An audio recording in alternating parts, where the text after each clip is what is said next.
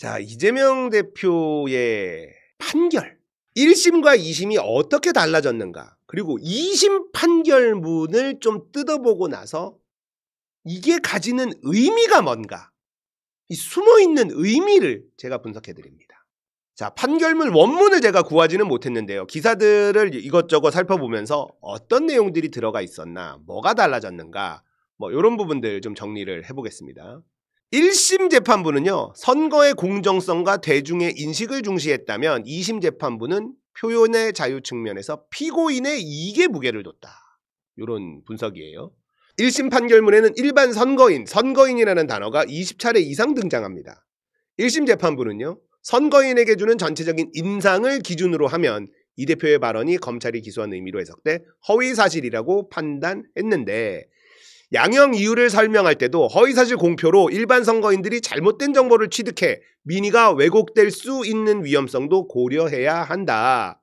하지만 이 판결이 좀 억지인 게 낙선자예요.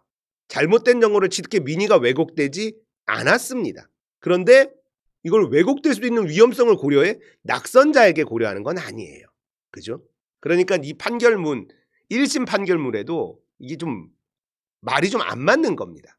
자, 항소심 재판부는요, 이 대표의 발언이 선거인의 영향을 줄 정도는 아니라고 봤다. 결과가 나왔잖아요. 선거인의 영향을 줬다면 당선이 됐겠지. 안 그렇습니까? 선거인의 영향을 주지 않았다는 건 결과가 나온 겁니다. 선거 결과가 말해주는 거예요.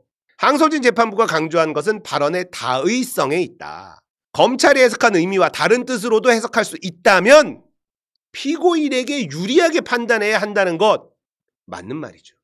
1심에서 유죄가 나온 골프 발언 해석할 때 이를 강조했는데, 1심 재판부는 이재명 대표가 단체 사진 중 일부를 떼어내 골프를 친 것처럼 사진을 공개했다, 조작이다 라고 발언한 것은 김문기 씨와 골프를 치지 않았다고 거짓말한 것이라고 판단해 유죄를 선고했습니다. 근데 김문기가 골프를 치지 않았다고 말한 적이 없습니다.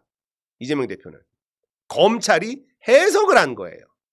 근데 허위사실 공표는요, 허위사실을 말한 것 가지고 판단을 해야지, 말하지 않은 것을 가지고 이렇게 말한 것과 다름없다 이렇게 해버리면 말이 안 되는 거예요. 이런 재판은 없습니다. 그죠? 항소심 재판부는 해당 발언을 김문기와 함께 골프를 친 사진이 아니다라는 의미로 해석할 수 있다고 판단했다. 해당 사진이 출장 중 찍힌 것은 맞지만 골프 친 날이 아니고 심지어 골프 친 날에 찍힌 사진도 아닙니다. 10여 명의 단체 사진을 잘라냈기 때문에 사진 조작이라고 볼 수 있다. 이거 가지고도 난리예요. 국민의힘도 난리고, 이 사진을 처음에 올린 이기인인가 이인간도 막 발작을 하고 난립니다. 항소심 재판부는 검찰의 공소사실대로 해석할 수 있다 해도 다른 의미로 해석할 수도 있다면 공소사실에 부합하는 취지로만 해석할 수 없다. 지극히 당연하죠. 다른 합리적 해석의 가능성을 배제하고 공소사실에 부합하는 취지로만 해석한 것은 의심스러울 때는 피고인에게 유리하게라는 형사법의 기본 원칙에 반한다.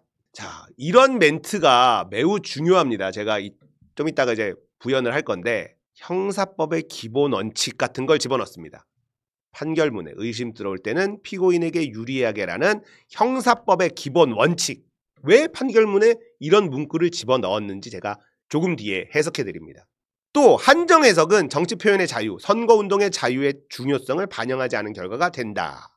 백현동 발언에 대해서도 같은 취지로 판단했다. 항소심 재판부는요, 이재명 대표의 백현동 발언은 국토부가 법률을 근거로 매각 요청, 공문을 보내면서 이루어진 것이라는 점을 설명했다고 판단했는데, 검찰은 어떻게 해석을 했냐? 이재명 대표가 혁신도시법 의무조항에 근거한 요구 때문에 변경해줬다는 것. 좀 헷갈리죠? 사실 중요하진 않습니다. 이거 가지고 꼬투리 가지고 지금 싸우는 거예요. 이것도. 이게 무슨 재판이 있다입니까? 우리가 들었을 때 이게 무슨 말이야? 싶을 정도로 파고 들어가서 현미경을 들여다보고 이거 문제 있지? 이렇게 한 겁니다. 항소심 재판부는요, 국토부의 법률에 의한 요구에 따라를 의무조항에 근거한 요구에 따라로 해석할 수 있다 해도 공소사실에 부합하는 취지로만 좁게 해석하는 것은 형사법 기본 원칙에 반한다. 여기에서도 형사법 기본 원칙, 이런 걸 판결문에 적어 놓습니다. 또 백현동 발언은 의견 표명에 해당해 처벌 대상이 될 수 없고 발언의 내용도 허위라고 판단할 수 없다. 이게 국토부에 협박받았다. 이 부분을 말하는 거겠죠. 항소진 재판부는요. 타의에 해당하는 국토부의 요구를 기초로 어쩔 수 없이 불가피하게라고 압축해 표현한 것. 사실이 특정되지 않는 상대적 주관적 개념이다. 검찰은요. 선고 이후 2시간 30분 만에 상고하겠다. 번개처럼 상고를 밝혔습니다. 윤석열한테는 즉시 항고도 안 하고 일반 항고도 안 해놓고 이재명한테는 2시간 30분 만에 번개 상고 바로 나왔죠. 양아치들. 2심 재판부 판결문의 아주 중요한 부분에 대해서 제가 분석해 드리겠습니다.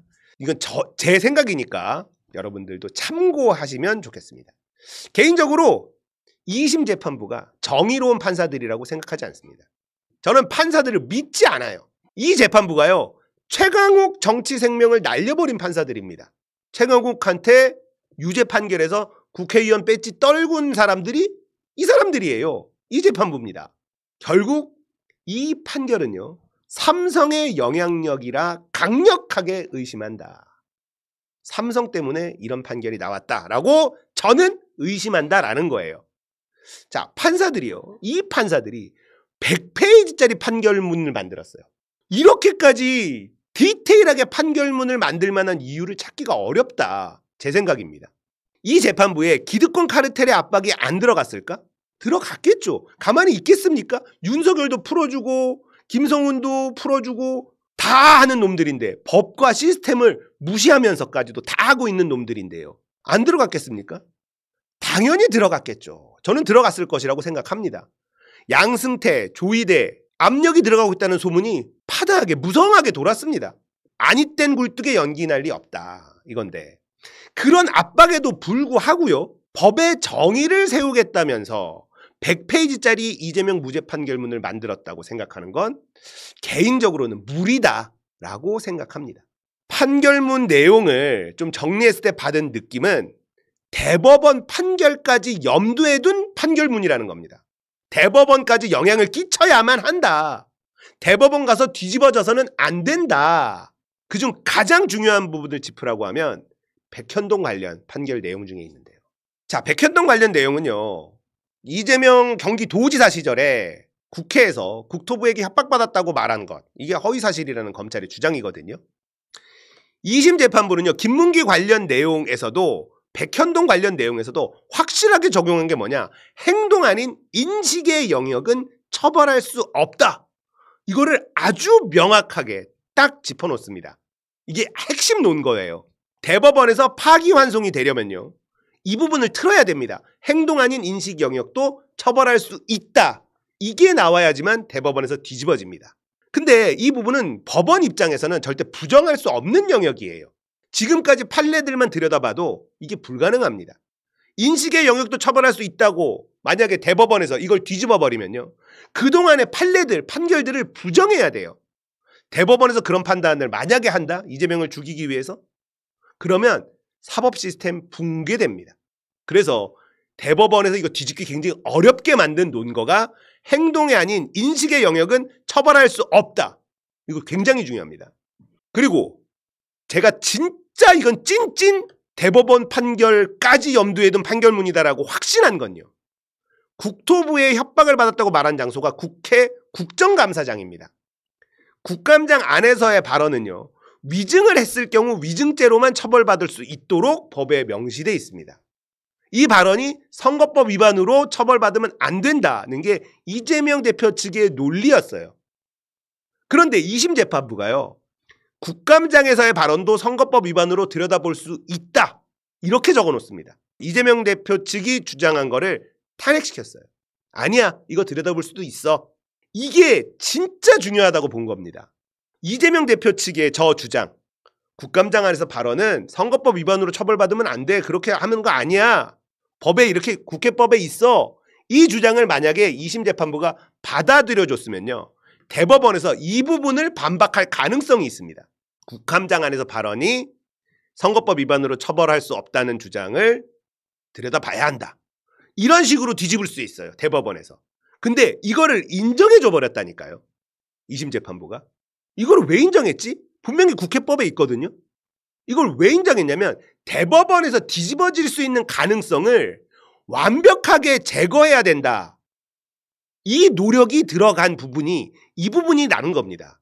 이재명 대표 측이요. 무리한 주장을 한 게 아니에요. 왜냐면 국회법에 있기 때문에. 근데 이걸 깠어요. 아니 국감장에서 얘기한 거 선거법 위반해서 들여다볼 수 있어. 이렇게 말해준 겁니다. 이게 검찰 편을 들어준 게 아니라 대법원에서 뒤집어질 만한 거리를 제거했다라고 저는 생각하는 거예요. 2심 재판부가 100페이지에 달하는 판결문을 만든 건 대법원을 향해 만든 것이라 생각하는데 이놈들이요. 대한민국 법 정의를 위해서 이런 공을 들였을 거라 저는 생각하지 않습니다. 그래서 삼성에 영향력이 있었다고 의심하는 겁니다. 저는 자 삼성은 기업이죠. 이해관계에 따라서 움직이는 조직입니다. 삼성 입장에서 한번 생각을 해보자고요. 이재명 대표의 정치 생명이 대법원 판결에 또 달라질 수 있다면 어떤 상황이 펼쳐질까? 삼성이라는 기업 입장에서 제일 싫은 건 불확실성입니다. 불확실성. 이재용 회장이 이재명을 선택했다면 불확실성을 확실하게 제거하고 싶을 것 아니냐.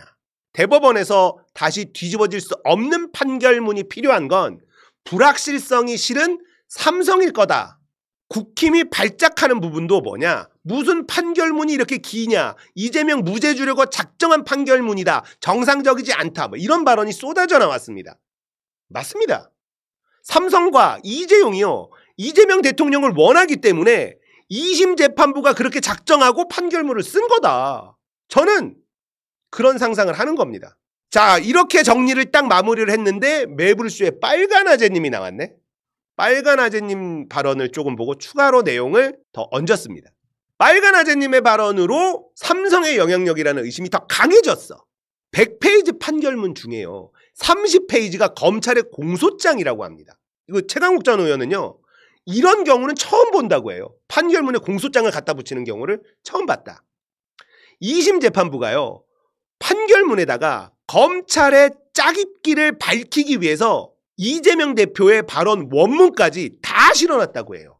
대법원에서 뒤집을 수 없는 판결문을 만들기 위한 노력 아니냐 이건. 이건 확신이다.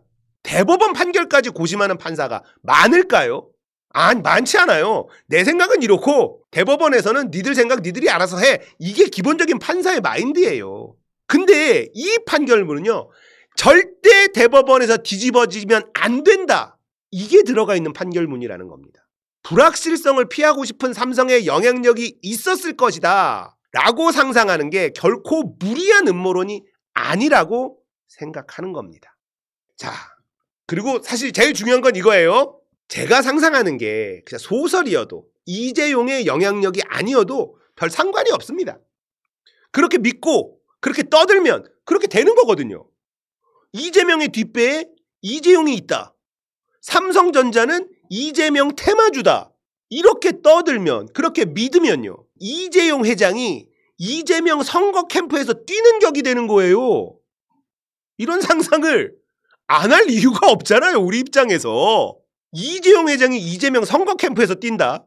이야, 저는 이재용을 사랑하기로 했습니다. 그래서 제가 사실은 아이폰을 쓰는데 이거 되게 오래 썼거든요. 아이폰을 쓰는데 갤럭시로 바꾼다. 아, 난 이재용을 이제 사랑하기로 했기 때문에 이재명을 지지하는 사람이 아이폰을 쓰면 안 된다. 갤럭시 써야 된다. 그래서 신형 갤럭시 S25 플러스가 괜찮더라고요. 울트라 좀 너무 비싸고 플러스를 사려고 쿠팡에 딱 들어가서 와이프한테 딱 얘기를 했어요. 그랬더니 뭐 하는 거냐. 그래서 이거 살라고. 국무회의 진행 안 됐다.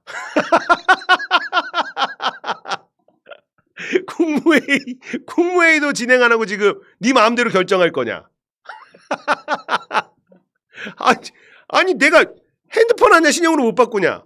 지금 이재용이 이재명을 선택했고 이재명 지지자가 지금 아이폰 쓰는 게 말이 되냐 지금. 바꿔야 된다. 와이프가. 아니 갤럭시를 쓰는 거에 대해서 내가 뭐라 한 적이 없다. 그런데 왜 S25냐? A 시리즈도 있고 갤럭시는 많다.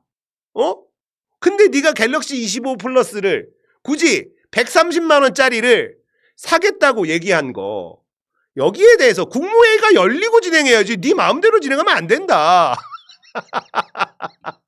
그러니까 네가 갤럭시 S25 플러스를 사고 싶다는 안건을 발의했으니 회의는 며칠 뒤에 열어보자.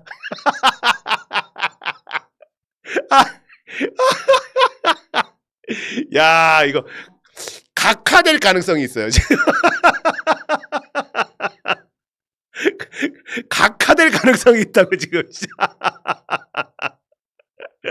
아, 나 진짜 사주겠지 설마.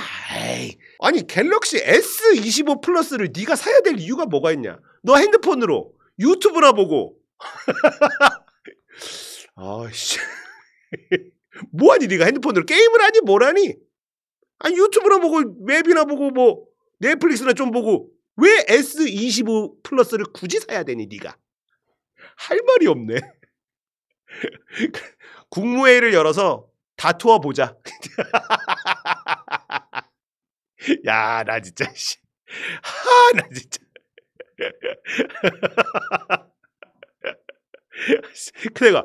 내가 갤럭시 폴드를 사자는 것도 아니고 S25 플러스조차도 내가 못 사냐? 나 그래도 30만 넘는 유튜버다. 어쩔. 자, 어쩔. 지금 국무회의를 기다리고 있습니다. 아, 빨리 갤럭시 사야 되는데 이거 아이폰 있으면 안 되는데 지금 말이에요. 제가 주장하는 이 논거 자체가 완전 억지는 아니잖아요. 어떤 판사가 대법원에서 절대 뒤집어져서는 안 될 정도의 판결문을 씁니까? 너무나 많은 노력이 들어가 있어요. 공소장까지 붙였습니다. 이런 판결문은 본 적이 없다고 합니다. 이때까지 하지 않았던 짓을 막 했다. 정의감이 투철한 판사들이냐? 손준성 무죄주고요. 최광욱 유죄준 판사들이에요. 이 판사들이. 정의로운 판사라고 볼 수 없습니다. 그러니 이건 삼성의 영향력이다. 김건희를 통해서 얼마나 많은 힘들이 작동을 했겠습니까? 이 압박을 받는 와중에 대법원에서 뒤집어질 수 없는 판결문을 만들어야 된다라는 이런 노력. 이건 이재용이다. 이제 헌재 판결도 금방 납니다. 이재용의 영향력이 지금 판사들, 2심 판사들한테 들어갔잖아요. 헌법재판관들한테 안 들어가겠습니까? 눈치가 백단이야. 아, 삼성이 이재명을 선택했구나. 눈치가 백단이에요. 이 판사들은요. 헌법재판소. 다음 주면 판결 나올 겁니다. 삼성은 위대하다. 씨. 여러분들 답답하면 삼성이 우리 편인데 이 생각하세요. 삼성이 우리 편인데? 그러면 마음이 편해져. 아주 편해집니다. 이재명 지지자라면 갤럭시로 바꿔야 돼. 바꾸십시오.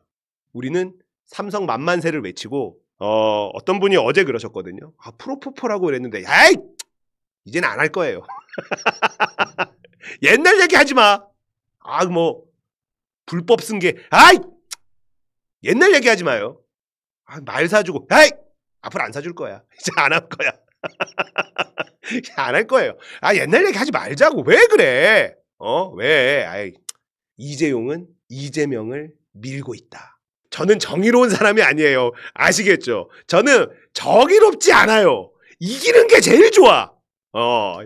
삼성 바이오? 아이, 분식회계 하지 마. 안 하겠지, 앞으로는. 안 하겠지. 뭐가 그게, 지난 얘기 자꾸만. 미래를 보고 가자고, 미래를 보고. 김어준도 당분간 이재용 우리 편이다. 이렇게 선언하더라고. 2심 판결문을 조금만 깊숙하게 들여다보면, 아, 이거 삼성의 힘이 작동한 거 아니냐라는 생각이 들 수 있다. 많은 부분에서 일반적이지 않은 엄청난 노력의 흔적들, 대법원 가서 절대 뒤집어질 수 없는 판결문, 불확실성이 실은 삼성의 영향력이다. 저는 이렇게 강력하게 주장하는 바입니다. 이재명의 테마주는 오리엔트 전공, 동신건설 이게 아니라 삼성전자다. 이재명 테마주는 삼성전자.